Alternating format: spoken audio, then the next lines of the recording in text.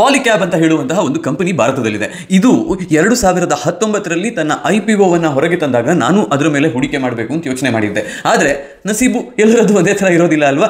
IPO apply ಮಾಡಿದಂತಹ ನನಗೆ ಪಾಲಿಕ್ಯಾಬ್ ಕಂಪನಿಯ ಸ್ಟಾಕ್ಗಳು ಸಿಕ್ಕಿರಲಿಲ್ಲ. ಅದಾಗಿ 2020ರ ಕ್ರ್ಯಾಶ್ ಸಮಯದಲ್ಲಿ ಆಲ್ಮೋಸ್ಟ್ ಇದೇ ಪ್ರೈಸ್ ರೇಂಜ್ನಲ್ಲಿ ಪಾಲಿಕ್ಯಾಬ್ ಕಂಪನಿಯ ಸ್ಟಾಕ್ಗಳು ಮಾರಾಟಕ್ಕೆ ಇರ್ತಿದ್ವು. 800 ರೂಪಾಯಿಗೆ ಮೊದಲ ಬಾರಿಗೆ ನಾನು ಪಾಲಿಕ್ಯಾಬ್ ಕಂಪನಿಯ ಸ್ಟಾಕನ್ನು ಖರೀದಿ ಮಾಡಿದ್ದೆ. ಅದಾದಮೇಲೆ ಅದು 1000ಕ್ಕೆ ಹೋಯಿತು, 1500ಕ್ಕೆ ಹೋಯಿತು, 2000ಕ್ಕೆ ಹೋಯಿತು. ಹೀಗೆ ನನಗೆ ಅಪರ್ಚುನಿಟಿ ಇದ್ದಾಗಲೆಲ್ಲ, ನನ್ನ ಕೈಯಲ್ಲಿ ದುಡ್ಡು ಇದ್ದಾಗಲೆಲ್ಲ ನಾನು ಈ ಕಂಪನಿಯನ್ನು ಆವ್ರೇಜ್ ಮಾಡಿಕೊಂಡು ಹೋದೆ. ಇವತ್ತು ಈ ಕಂಪನಿಯ ಸ್ಟಾಕ್ 7300 ರೂಪಾಯಿಯಲ್ಲಿ ಟ್ರೇಡ್ ಆಗ್ತಾ ಇದೆ. ನಾನು ಮಾಡಿದಂತಹ 800 ರೂಪಾಯಿಯ ಹೂಡಿಕೆಗೆ ಇದು 10x ರಿಟರ್ನ್ಸನ್ನು ಆಲ್ಮೋಸ್ಟ್ ನನಗೆ ಕೊಟ್ಟಿದೆ. ಅದರ ಮೇಲೆ ನಾನು ಆವ್ರೇಜ್ ಮಾಡಿಕೊಂಡು ಬಂದಿರುವಂತಹ ಕಾರಣ ನನ್ನ ಆವ್ರೇಜ್ ಪ್ರೈಸ್ ಇವತ್ತು ಹೆಚ್ಚಿದೆ. ಆದರೆ ಇಲ್ಲಿ ನಾವು ನೋಡಬೇಕಾಗಿರುವಂತಹ ವಿಚಾರ ಏನು ಅಂತ ಹೇಳಿದರೆ, ಪಾಲಿಕ್ಯಾಬ್ ಅಂತ ಹೇಳುವಂತಹ ಈ ಕಂಪನಿ ಒಂದು ಮಿಡ್ ಕ್ಯಾಪ್ ಕಂಪನಿ ಆಗಿತ್ತು. ಇವತ್ತು ಅದು ಲಾರ್ಜ್ ಕ್ಯಾಪ್ ಕಂಪನಿಯ ಕ್ಯಾಟಗರಿಗೆ ಆಲ್ಮೋಸ್ಟ್ ಬಂದುಬಿಟ್ಟಿದೆ. ಬಟ್ ವೆನ್ ಇಟ್ ಲಿಸ್ಟೆಡ್, ಯಾವಾಗ ಅದರ IPO ಹೊರಗೆ ಬಂದಿತ್ತೋ ಆಗ ಅದೊಂದು ಮಿಡ್ ಕ್ಯಾಪ್ ಕಂಪನಿಯಾಗಿ ಲಿಸ್ಟ್ ಆದಂತಹದ್ದು. ಈ ಮಿಡ್ ಕ್ಯಾಪ್ ಕಂಪನಿ ಅಂತ ಹೇಳಿದರೆ ಏನು? ಸ್ಟಾಕ್ ಮಾರ್ಕೆಟ್ನಲ್ಲಿ ಮಾರ್ಕೆಟ್ ಕ್ಯಾಪಿಟಲೈಸೇಷನ್ ಅಂತ ಹೇಳುವಂತಹ ಒಂದು ಟರ್ಮನ್ನು ಫಂಡಮೆಂಟಲ್ ಅನಾಲಿಸಿಸ್ ಮಾಡಬೇಕಾದ್ರೆ ಬಳಕೆ ಮಾಡ್ತೀವಿ. ಈ ಮಾರ್ಕೆಟ್ ಕ್ಯಾಪಿಟಲೈಸೇಷನ್ ಅಂತ ಹೇಳಿದರೆ ಒಂದು ಕಂಪನಿಯ ಒಂದು ಸ್ಟಾಕ್ನ ವ್ಯಾಲ್ಯೂವನ್ನು ನೀವು ಆ ಕಂಪನಿಯ ಔಟ್ಸ್ಟ್ಯಾಂಡಿಂಗ್ ಶೇರ್ಸ್ನ ಜೊತೆಗೆ ಮಲ್ಟಿಪ್ಲೈ ಮಾಡಿದಾಗ ಬರುವಂತಹ ಸಂಖ್ಯೆ. ಸ್ಟಾಕ್ ಪ್ರೈಸ್ ಹೆಚ್ಚಾಗ್ತಾ ಹೋದ ಹಾಗೆ ಕಂಪನಿಯ ಮಾರ್ಕೆಟ್ ಕ್ಯಾಪಿಟಲೈಸೇಷನ್ ಹೆಚ್ಚಾಗುತ್ತೆ, ಸ್ಟಾಕ್ ಪ್ರೈಸ್ ಕಮ್ಮಿ ಆಗ್ತಾ ಹೋದ ಹಾಗೆ ಕಂಪನಿಯ ಮಾರ್ಕೆಟ್ ಕ್ಯಾಪಿಟಲೈಸೇಷನ್ ಕಮ್ಮಿ ಆಗ್ತಾ ಹೋಗುತ್ತೆ. ಹೀಗಿದ್ದಾಗ ಒಂದು ಕಂಪನಿಯನ್ನು ನೀವು ಮಿಡ್ ಕ್ಯಾಪ್ ಕಂಪನಿ ಅಂತ ಕರಿಬೇಕು ಅಂತಂದರೆ ಅದರ ಮಾರ್ಕೆಟ್ ಕ್ಯಾಪಿಟಲೈಸೇಷನ್ 5,000 ಕೋಟಿಯಿಂದ 20,000 ಕೋಟಿಯ ಒಳಗೆ ಇರಬೇಕು ಅಂತ ಸೆಬಿ ಹೇಳುತ್ತೆ.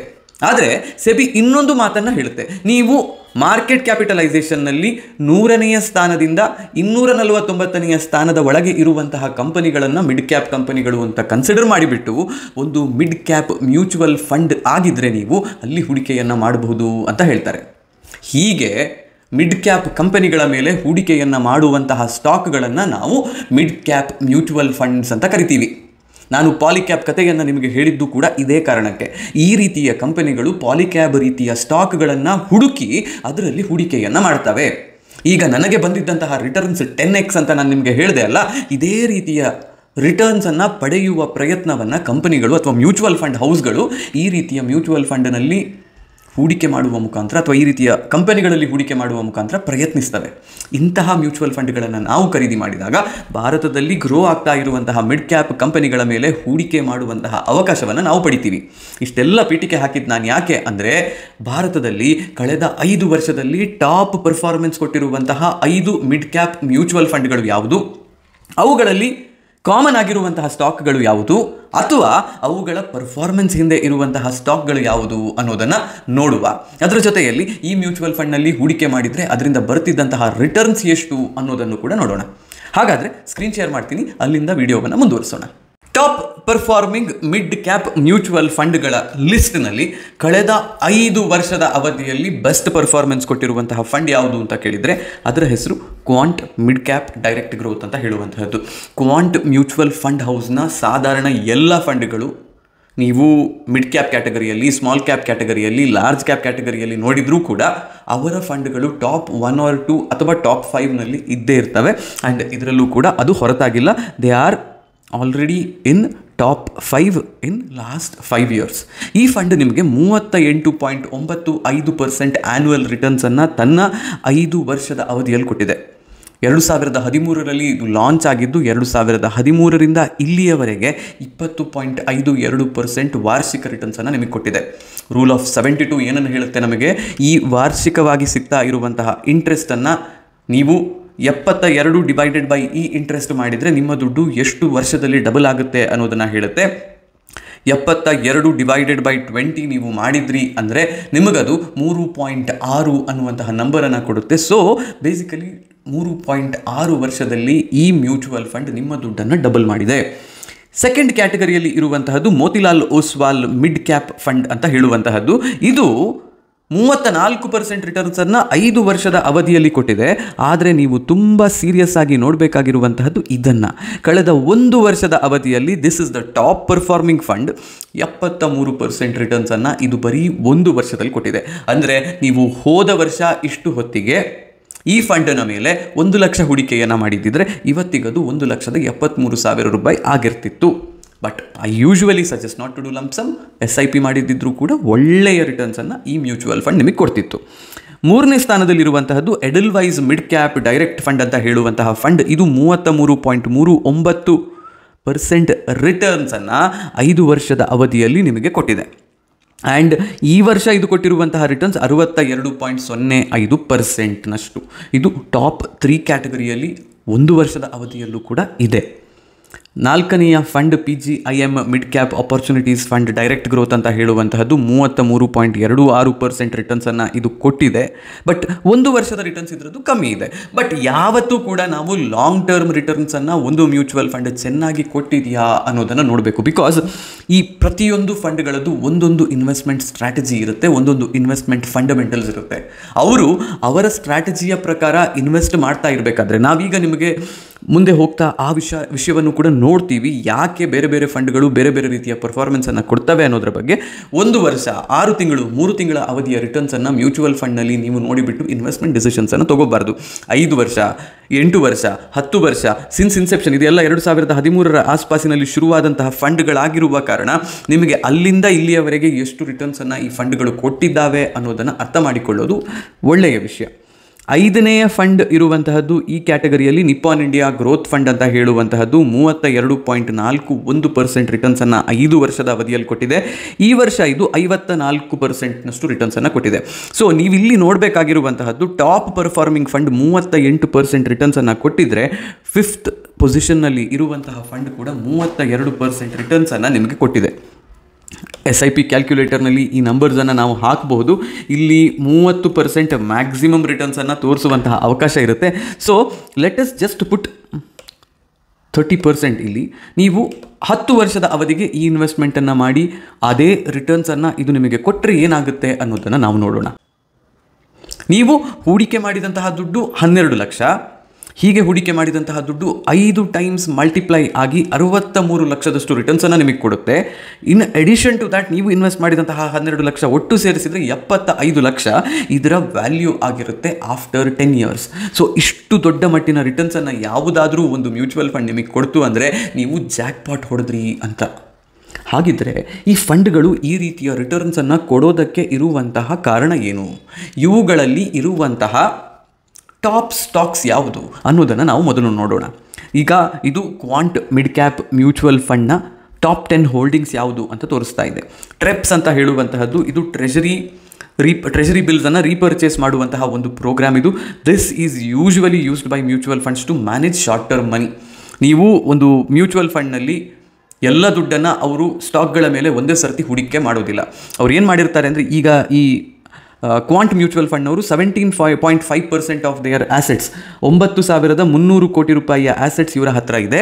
ಇದರಲ್ಲಿ 18% ಆಲ್ಮೋಸ್ಟ್ ನಾವು 20% ಅಂತ ಯೋಚನೆ ಮಾಡೋಣ. 20% ಅಂತಂದರೆ ಆಲ್ಮೋಸ್ಟ್ 1,800 ಕೋಟಿಯಷ್ಟು ಅಥವಾ 1,500 ಕೋಟಿ ಅಂತ ಯೋಚನೆ ಮಾಡಿ. ಅಷ್ಟು ದುಡ್ಡನ್ನು ಟ್ರೆಪ್ಸ್ ಮೇಲೆ ಹೂಡಿಕೆ ಮಾಡಿಟ್ಟಿದ್ದಾರೆ.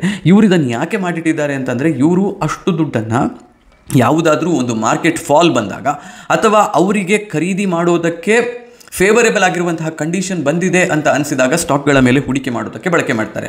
ಇದೇ ಕಾರಣಕ್ಕೆ ಈ ರೀತಿಯ ಟ್ರೆಪ್ಸ್ ಅಥವಾ ಇಲ್ಲಿ ಮೋತಿಲಾಲ್ ಓಸ್ವಾಲ್ಗೆ ಬಂದರೆ ಅವರು collateral borrowing and lending obligation ಅಂತ 16% ದುಡ್ಡನ್ನು ಇಟ್ಕೊಂಡಿದ್ದಾರೆ. ಅದು basically this is the same money. ಅವರಿಗೆ ಅದನ್ನು ಯಾವತ್ತಾದರೂ ಹೂಡಿಕೆ ಮಾಡಬೇಕು ಅಂತ ಅನಿಸಿದಾಗ ಇಲ್ಲಿಂದ ಮೂವ್ ಮಾಡ್ತಾರೆ. ಅರಬಿಂದೋ ಫಾರ್ಮಾ ಅಂತ ಹೇಳುವಂತಹ ಕಂಪನಿಯ ಮೇಲೆ ಕ್ವಾಂಟ್ ಮಿಡ್ ಕ್ಯಾಪ್ ಫಂಡ್ ತುಂಬ ಟ್ರಸ್ಟೆಡ್ ಇದೆ.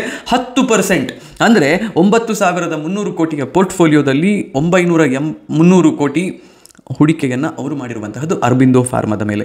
ಸೆಕೆಂಡ್ ಇರುವಂತಹದ್ದು ರಿಲಯನ್ಸ್ ಇಂಡಸ್ಟ್ರೀಸ್. ರಿಲಯನ್ಸ್ ಇಂಡಸ್ಟ್ರೀಸ್ ಒಂದು ಲಾರ್ಜ್ ಕ್ಯಾಪ್ ಕಂಪನಿ. ಇಲ್ಲಿ ನೀವು ಬಂದು ನೋಡಿದರೆ ITC ಲಿಮಿಟೆಡ್ ಅಂತ ಹೇಳುವಂತಹದ್ದು ಇದು ಕೂಡ ಒಂದು ಲಾರ್ಜ್ ಕ್ಯಾಪ್ ಕಂಪನಿ. ಇದರ ಮೇಲೆ 5% ಹೂಡಿಕೆಯನ್ನು ಮಾಡಿದ್ದಾರೆ. ರಿಲಯನ್ಸ್ ಇಂಡಸ್ಟ್ರೀಸ್ ಮೇಲೆ 9.63% ಹೂಡಿಕೆಯನ್ನು ಮಾಡಿದ್ದಾರೆ. ಮಿಡ್ ಕ್ಯಾಪ್ ಕಂಪನಿ ಅಂತ ಹೇಳ್ತಿದ್ದೀರಿ ಅಥವಾ ಮಿಡ್ ಕ್ಯಾಪ್ ಮ್ಯೂಚುವಲ್ ಫಂಡ್ ಅಂತ ಹೇಳ್ತಿದ್ದೀರಿ. ಲಾರ್ಜ್ ಕ್ಯಾಪ್ ಕಂಪನಿಗಳ ಮೇಲೆ ಯಾಕೆ ಹೂಡಿಕೆ ಮಾಡಿದ್ದಾರೆ ಅಂತ ನಿಮ್ಮ ತಲೆಯಲ್ಲಿ ಪ್ರಶ್ನೆ ಬರ್ತಾ ಇದ್ದರೆ the reason is mid cap mutual fund ಅಂತ ಕರಿಬೇಕು ಅಂದರೆ 65%ನಷ್ಟು ಹೂಡಿಕೆಯನ್ನು ಅವರು ಮಿಡ್ ಕ್ಯಾಪ್ ಕಂಪನಿಗಳ ಮೇಲೆ ಮಾಡಬೇಕು. ಉಳಿದಂತಹ ಹೂಡಿಕೆಯನ್ನು ಅವರು ಲಾರ್ಜ್ ಕ್ಯಾಪ್ ಮತ್ತು ಸ್ಮಾಲ್ ಕ್ಯಾಪ್ಗಳ ಮೇಲೆ ಮಾಡಬಹುದು. ಲಾರ್ಜ್ ಕ್ಯಾಪ್ ಕಂಪನಿಗಳ ಮೇಲೆ ಯಾಕೆ ಇವರು ಹೂಡಿಕೆಯನ್ನು ಮಾಡ್ತಾರೆ ಅಂದರೆ ರಿಟರ್ನ್ಸ್ ಒಂದು ಸಾಧಾರಣ ಟ್ರೆಂಡನ್ನು ಫಾಲೋ ಮಾಡುವಂತಹದ್ದು ಲಾರ್ಜ್ ಕ್ಯಾಪ್ ಫಂಡ್ಗಳಲ್ಲಿ ಅಥವಾ ಲಾರ್ಜ್ ಕ್ಯಾಪ್ ಕಂಪನಿಗಳಲ್ಲಿ. ಇಲ್ಲಿ ತುಂಬ ದೊಡ್ಡ ಮಟ್ಟಿನ ರಿಸ್ಕ್ ಮ್ಯೂಚುವಲ್ ಫಂಡ್ ಕಂಪನಿಗೆ ಇರೋದಿಲ್ಲ. ಆ ಕಾರಣದಿಂದಾಗಿ ರಿಸ್ಕ್ ಮ್ಯಾನೇಜ್ ಮಾಡೋದಕ್ಕೆ ಲಾರ್ಜ್ ಕ್ಯಾಪ್ ಕಂಪನಿಗಳಲ್ಲಿ ಹೂಡಿಕೆಯನ್ನು ಮಾಡ್ತಾರೆ. ಇದು ಕ್ವಾಂಟ್ ಮ್ಯೂಚುವಲ್ ಫಂಡ್ನ ಟಾಪ್ 10 ಹೋಲ್ಡಿಂಗ್. ಇದರಲ್ಲಿ ನಿಮಗೆ container corporation, sail, Marico, emphasis ಮತ್ತು ಲಿಂಡೆ ಅಂತ ಹೇಳುವಂತಹ ಕಂಪನಿಗಳು ಸಿಗ್ತವೆ. 2ನೇ ನಂಬರ್ನಲ್ಲಿ ಇರುವಂತಹ ಮತ್ತು ಈ ವರ್ಷದ ಅದ್ಭುತ ಪರ್ಫಾರ್ಮೆನ್ಸ್ ಕೊಟ್ಟಿರುವಂತಹ ಮ್ಯೂಚುವಲ್ ಫಂಡ್ ಅಂತ ಹೇಳಿದರೆ ಅದು Motilal Oswal. Mid cap mutual fund ಕ್ಯಾಟಗರಿಯಲ್ಲಿ top performing fund in the last 1 year ಇದು. ಇವರೆಲ್ಲೆಲ್ಲ ಹೂಡಿಕೆ ಮಾಡಿದ್ದಾರೆ.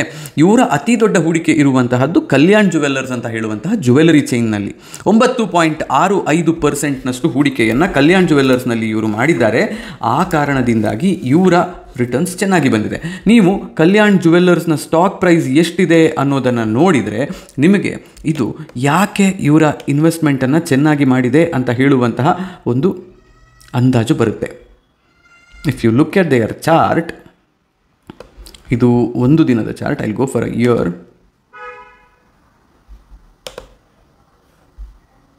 ಮಂತ್ಲಿ ಚಾರ್ಟ್ಗೆ ನೀವು ಹೋಗಿ ನೋಡಿದರೆ ಕಳೆದ ಒಂದು ವರ್ಷದ ಇವರ ರಿಟರ್ನ್ಸ್ ಹೇಗಿದೆ ಅನ್ನೋದನ್ನು ನೋಡಿ. ಮಾರ್ಚ್ 2023 ಅಥವಾ ಜೂನ್ 2023ಯಲ್ಲಿ 112 ರೂಪಾಯಿಯಲ್ಲಿ ಇದ್ದಂತಹ ಸ್ಟಾಕ್ ಇವತ್ತು 750 ರೂಪಾಯಿಗೆ ಹೋಗಿದೆ. ಅಂದರೆ ಬರೀ ಒಂದು ವರ್ಷದಲ್ಲಿ 7.5 times ರಿಟರ್ನ್ಸನ್ನು ಇವರಿಗೆ ಇದು ಕೊಟ್ಟಿದೆ. ಆ್ಯಂಡ್ 10% ಹೋಲ್ಡಿಂಗ್ಸ್ ಇದರಲ್ಲೇ ಇರುವ ಕಾರಣ ಇವರು ತುಂಬ ಚೆನ್ನಾಗಿರುವಂತಹ ರಿಟರ್ನ್ಸನ್ನು ಇಲ್ಲಿಂದ ಪಡೆದಿದ್ದಾರೆ. ಪಾಲಿಕ್ಯಾಬ್ ಇಂಡಿಯಾ ಅಂತ ಹೇಳುವಂತಹ ಇನ್ನೊಂದು ಕಂಪನಿ, ಆಬ್ವಿಯಸ್ಲಿ ನಾನು ವಿಡಿಯೋ ಶುರು ಮಾಡಿದಾಗ ಹೇಳಿದಂತಹದ್ದು 8.98% ಹೂಡಿಕೆಯನ್ನು ಇದರ ಮೇಲೆ ಮಾಡಿದ್ದಾರೆ. ಪರ್ಸಿಸ್ಟೆಂಟ್ ಸಿಸ್ಟಮ್ಸ್ ಅಂತ ಹೇಳುವಂತಹ ಮತ್ತೊಂದು ಕಂಪನಿಯ ಮೇಲೆ 8.8%, ಜಿಯೋ ಫಿನಾನ್ಷಿಯಲ್ ಸರ್ವಿಸಸ್ ಮೇಲೆ 6.64%, ಕೋಫೋರ್ಜ್, ಟ್ಯೂಬ್, ವೋಲ್ಟಾಸ್ ಅಂತ ಹೇಳುವಂತಹ ಕಂಪನಿಯ ಮೇಲೆ 5.47% ಹೂಡಿಕೆಯನ್ನು ಇವರು ಮಾಡಿದ್ದಾರೆ. ಝೊಮ್ಯಾಟೋದ ಮೇಲೆ ರೀಸೆಂಟ್ ಇನ್ವೆಸ್ಟ್ಮೆಂಟ್ ಇವರದ್ದು ಅದು ಕೂಡ ಇದೆ. ಇದು ಟಾಪ್ 2 ಮ್ಯೂಚುವಲ್ ಫಂಡ್ಗಳ ಪೋರ್ಟ್ಫೋಲಿಯೋ ಹೇಗಿದೆ ಅನ್ನೋದನ್ನು ನಿಮಗೆ ಹೇಳಿಸುತ್ತೆ. ಉಳಿದಂತಹ ಎಲ್ಲ ಫಂಡ್ಗೂ ನಾನು ಹೋಗೋದಿಲ್ಲ. ಅದರ ಬದಲು ನಾನು ನಿಮಗೆ 5 ಫಂಡ್ಗಳಲ್ಲಿ ಇರುವಂತಹ ಕಾಮನ್ ಸ್ಟಾಕ್ಸ್ ಯಾವುದು ಮತ್ತು ಅತಿ ಹೆಚ್ಚು ಹೂಡಿಕೆಯನ್ನು ಕೆಲವೊಂದಿಷ್ಟು ಮ್ಯೂಚುವಲ್ ಫಂಡ್ಗಳು ಒಂದೊಂದು ಕಂಪನಿಯ ಮೇಲೆ ಮಾಡಿದ್ದಾವೆ, ಆ ರೀತಿಯ ಕಂಪನಿಗಳು ಯಾವುದು ಅನ್ನೋದನ್ನು ನೋಡೋಕ್ಕೆ ಪ್ರಯತ್ನವನ್ನು ಮಾಡೋಣ. ಇಲ್ಲಿ ನಿಮಗೆ ಮೊದಲ 23 ಕಂಪನಿಗಳು ಅಂದರೆ ಝೊಮ್ಯಾಟೋದವರೆಗೆ ಈ ಕಂಪನಿಗಳು ಆಲ್ಮೋಸ್ಟ್ ಎಲ್ಲ ಮ್ಯೂಚುವಲ್ ಫಂಡ್ಗಳಲ್ಲಿ ಅಥವಾ ಅಟ್ಲೀಸ್ಟ್ 3 ಮ್ಯೂಚುವಲ್ ಫಂಡ್ಗಳಲ್ಲಿ ಕಾಮನ್ ಆಗಿರುವಂತಹ ಸ್ಟಾಕ್ಗಳು. ಯಾವ ಸ್ಟಾಕ್ಗಳು ಇವು ಅನ್ನೋದನ್ನು ನಾನು ವಿಡಿಯೋದ ಡಿಸ್ಕ್ರಿಪ್ಷನ್ನಲ್ಲಿ ಹಾಕಿರ್ತೀನಿ. Balkrishna Industries, Bharat Forge, CG Power, Dixon Technologies, Max Health Care, Mphasis, Persistent Systems, Voltas, APL Apollo, Ajanta Pharma, Astral, Coforge, ಈ ರೀತಿಯ ಕಂಪನಿಗಳು. ಟ್ರೆಂಟ್ ಕೂಡ ಇದರಲ್ಲಿದೆ, ಫಿನಿಕ್ಸ್ ಮಿಲ್ ಇದೆ, ಇಂಡಿಯನ್ ಹೋಟೆಲ್ಸ್ ಅಂತ ಹೇಳುವಂತಹ ಕಂಪನಿ ಇದೆ. ಈ ರೀತಿಯ ಕಂಪನಿಗಳ ಮೇಲೆ ಕಾಮನ್ ಆಗಿ ಈ ರೀತಿಯ ಮ್ಯೂಚುವಲ್ ಫಂಡ್ಗಳು ಹೂಡಿಕೆಯನ್ನು ಮಾಡಿರ್ತಾರೆ. ಈಗ ನಿಮಗೆ ಇಲ್ಲಿ ಒಂದು ಹ್ಯಾಕ್ ಹೇಳ್ತೀನಿ. ಈ 30 ಕಂಪನಿಗಳು ಅಥವಾ 23 ಕಂಪನಿಗಳನ್ನು ನೀವು ಅನಲೈಸ್ ಮಾಡಿದರೆ, ಇದರ ಫಂಡಮೆಂಟಲ್ಸ್ ಮತ್ತು ಟೆಕ್ನಿಕಲನ್ನು ಕಲಿತ್ರೆ ನೀವು ಅಥವಾ ನೋಡಿ ಅಭ್ಯಾಸ ಮಾಡಿದರೆ, ಈ 23 ಕಂಪನಿಗಳಲ್ಲಿ you will be easily able to pick 4 or 5 for investment directly. ನೀವು ಸರಿಯಾದ ಅನಾಲಿಸಿಸ್ ಮಾಡಿದರೆ. ಈಗ ಯಾಕೆ ನಾನು ಇದನ್ನು ಹೇಳ್ತಿದ್ದೀನಿ ಅಂತಂದರೆ, ಇಷ್ಟು ಮ್ಯೂಚುವಲ್ ಫಂಡ್ಗಳಲ್ಲೂ ಇದು ಕಾಮನ್ ಅಂತ ಅಂದರೆ ಅವ್ರು ಏನನ್ನೂ ನೋಡಿ ಫಂಡಮೆಂಟಲ್ಸ್ ಚೆನ್ನಾಗಿದೆ, ಟೆಕ್ನಿಕಲ್ಸ್ ಚೆನ್ನಾಗಿದೆ, ಗ್ರೋತ್ ಆಸ್ಪೆಕ್ಟ್ಸ್ ಚೆನ್ನಾಗಿದೆ ಅಂತ ಯೋಚನೆ ಮಾಡಿಯೇ ಹೂಡಿಕೆ ಮಾಡಿರ್ತಾರೆ.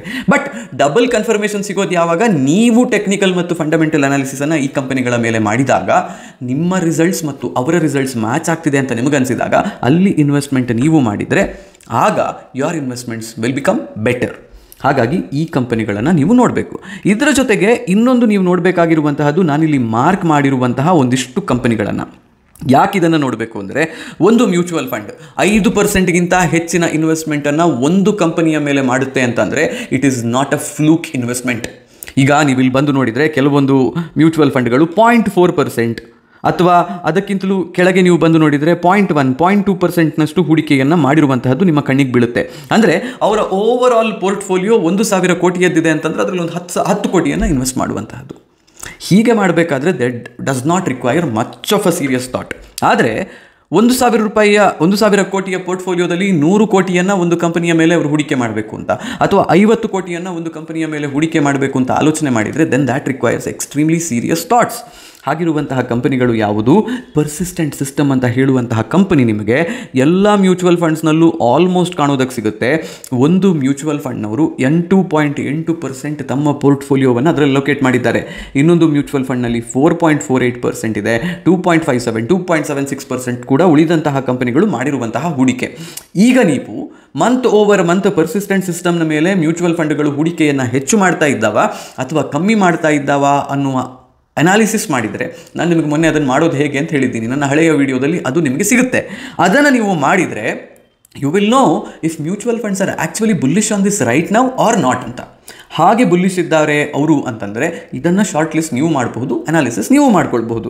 ವೋಲ್ಟಾಸ್ ಕಂಪನಿ ನೋಡಿ 2%, 5.47%, 2.59%, 1.05% ಎಲ್ಲ ಮ್ಯೂಚುವಲ್ ಫಂಡ್ಸ್ ಆಲ್ಮೋಸ್ಟ್ ಹೂಡಿಕೆಯನ್ನು ಮಾಡಿದ್ದಾವೆ. ಒಂದು ಮ್ಯೂಚುವಲ್ ಫಂಡ್ನವರು 5.47% ಇನ್ವೆಸ್ಟ್ಮೆಂಟನ್ನು ಮಾಡಿದ್ದಾರೆ. ಕೋಫೋರ್ಜ್ ಅಂತ ಹೇಳುವಂತಹ ಕಂಪನಿ 3 ಮ್ಯೂಚುವಲ್ ಫಂಡ್ಗಳಲ್ಲಿದ್ದಾವೆ. ಇದೆ ಒಂದು 6.37%ನಷ್ಟು ಇನ್ವೆಸ್ಟ್ಮೆಂಟನ್ನು ಅದರ ಮೇಲೆ ಮಾಡಿದೆ. ಕಂಟೈನರ್ ಕಾರ್ಪೊರೇಷನ್ ಆಫ್ ಇಂಡಿಯಾ ಈಗ ಸ್ವಲ್ಪ ಬೆರಿಶ್ನೆಸ್ ಇದೆ ಇದರಲ್ಲಿ, ಬಟ್ ಇದು ಕೂಡ 8.43% ಇನ್ವೆಸ್ಟ್ಮೆಂಟ್ ಕ್ವಾಂಟ್ ಮ್ಯೂಚುವಲ್ ಫಂಡ್ನವರು ಇದರ ಮೇಲೆ ಮಾಡಿರುವಂತಹದ್ದು. ನನ್ನ ಪ್ರಕಾರ ಹೌದು, ಕ್ವಾಂಟ್ನವರು 8.43% ಇನ್ವೆಸ್ಟ್ಮೆಂಟನ್ನು ಕಂಟೈನರ್ ಕಾರ್ಪೊರೇಷನ್ ಆಫ್ ಇಂಡಿಯಾದ ಮೇಲೆ ಇನ್ವೆಸ್ಟ್ ಮಾಡಿದ್ದಾರೆ. So they have trust in this company. Tube investments of India limited ಅಂತ ಹೇಳುವಂತಹ ಕಂಪನಿಯ ಮೇಲೆ 5.69% ಇನ್ವೆಸ್ಟ್ಮೆಂಟನ್ನು ಒಂದು ಮ್ಯೂಚುವಲ್ ಫಂಡ್ ಮಾಡಿದೆ. ಉಳಿದಿರುವಂತಹ 2 ಮ್ಯೂಚುವಲ್ ಫಂಡ್ಗಳಲ್ಲಿ ಸಣ್ಣ ಸಣ್ಣ ಇನ್ವೆಸ್ಟ್ಮೆಂಟ್ ಅದೇ ಕಂಪನಿಯ ಮೇಲೆ ಇದೆ. ಅದು ಬಿಟ್ಟರೆ ಇಲ್ಲಿ ಬಂದಾಗ ಅರಬಿಂದೋ ಫಾರ್ಮಾ, ನಾನು ಹೇಳಿದ್ದೆ ನಿಮಗೆ ಕ್ವಾಂಟ್ನವರು 10% ಹೂಡಿಕೆಯನ್ನು ಇದರ ಮೇಲೆ ಮಾಡಿದ್ದಾರೆ ಅಂತ.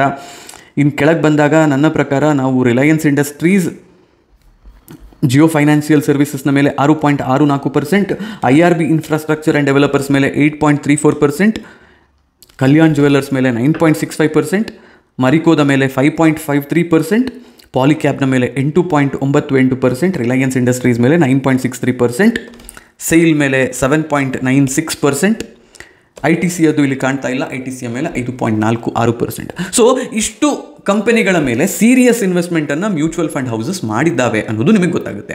ಈಗ ಇದನ್ನು ನೀವು ಶಾರ್ಟ್ ಲಿಸ್ಟ್ ಮಾಡಿಕೊಂಡು ನಿಮಗೆ ಬೇಕಾಗಿರುವಂತಹ ಕಂಪನಿಗಳನ್ನು ಪಿಕ್ ಮಾಡಬಹುದು. ಮ್ಯೂಚುವಲ್ ಫಂಡ್ಗಳಲ್ಲಿ ಇನ್ವೆಸ್ಟ್ ಮಾಡಬೇಕಾದ್ರೆ ಅಥವಾ ಮ್ಯೂಚುವಲ್ ಫಂಡ್ಗಳನ್ನು ನೀವು ಅನಲೈಸ್ ಮಾಡಬೇಕಾದ್ರೆ ಅದನ್ನು ಬಳಕೆ ಮಾಡಿಕೊಂಡು ಶಾರ್ಟ್ಕಟ್ ಆಗಿ ಒಳ್ಳೆಯ ಸ್ಟಾಕ್ಗಳನ್ನು ಕೂಡ ಹೇಗೆ ಪಿಕ್ ಮಾಡಬಹುದು ಅನ್ನೋದನ್ನು ಎಕ್ಸ್ಪ್ಲೈನ್ ಮಾಡುವಂತಹ ಪ್ರಯತ್ನವನ್ನು ನಾನಿವತ್ತು ಮಾಡಿದ್ದು. ಈ ರೀತಿಯ ಕಂಪನಿಗಳನ್ನು ಈಗ ಇವರು ಶಾರ್ಟ್ ಲಿಸ್ಟ್ ಮಾಡಿದ್ದಾರೆ ಅಥವಾ ನೀವು ಶಾರ್ಟ್ ಲಿಸ್ಟ್ ಮಾಡಿದರೂ ಕೂಡ ಖರೀದಿ ಮಾಡೋದಕ್ಕಿಂತ ಮುಂಚೆ ಫಂಡಮೆಂಟಲ್ ಮತ್ತು ಟೆಕ್ನಿಕಲ್ ಅನಾಲಿಸಿಸನ್ನು ಮಾಡಬೇಕಾಗುತ್ತೆ. ಇದನ್ನು ಮಾಡೋದು ಹೇಗೆ ಅನ್ನೋದನ್ನು ಮುಂದಿನ ದಿನಗಳಲ್ಲಿ ನಾನು ಎಕ್ಸ್ಪ್ಲೈನ್ ಮಾಡ್ತೀನಿ, when I feel that the time is right for it. ಅಲ್ಲಿಯವರೆಗೆ ನನ್ನ ವೀಡಿಯೋಗಳನ್ನು ನೋಡೋದನ್ನು ಮರಿಬೇಡಿ. ನನ್ನ ವೀಡಿಯೋಗಳು ನಿಮಗೆ ಇನ್ಫಾರ್ಮೇಷನ್ ಕೊಡುವಂತಹ ಪ್ರಯತ್ನವನ್ನು ಮಾಡ್ತಾವೆ ಅನ್ನುವಂತಹದ್ದು ನನ್ನ ನಂಬಿಕೆ. ನಿಮಗೆ ಇದರಿಂದ ಇನ್ಫಾರ್ಮೇಷನ್ ಸಿಕ್ಕಿದೆ ಅಂತಾದರೆ ಇನ್ಫಾರ್ಮೇಷನ್ ಅಂತ ಕಮೆಂಟ್ ಮಾಡಿ. ಅದರ ಜೊತೆಗೆ ನನ್ನ ವೀಡಿಯೋವನ್ನು ಲೈಕ್ ಮಾಡೋದನ್ನು, ಚಾನಲ್ಗೆ ಸಬ್ಸ್ಕ್ರೈಬ್ ಮಾಡೋದನ್ನು ಕೂಡ ಮರಿಬೇಡಿ. ಹೋಗಿ ಬರ್ತೀನಿ. ನಾನು ನಿಮ್ಮ ಆಶೀಶ್ ಸರಡ್ಕ.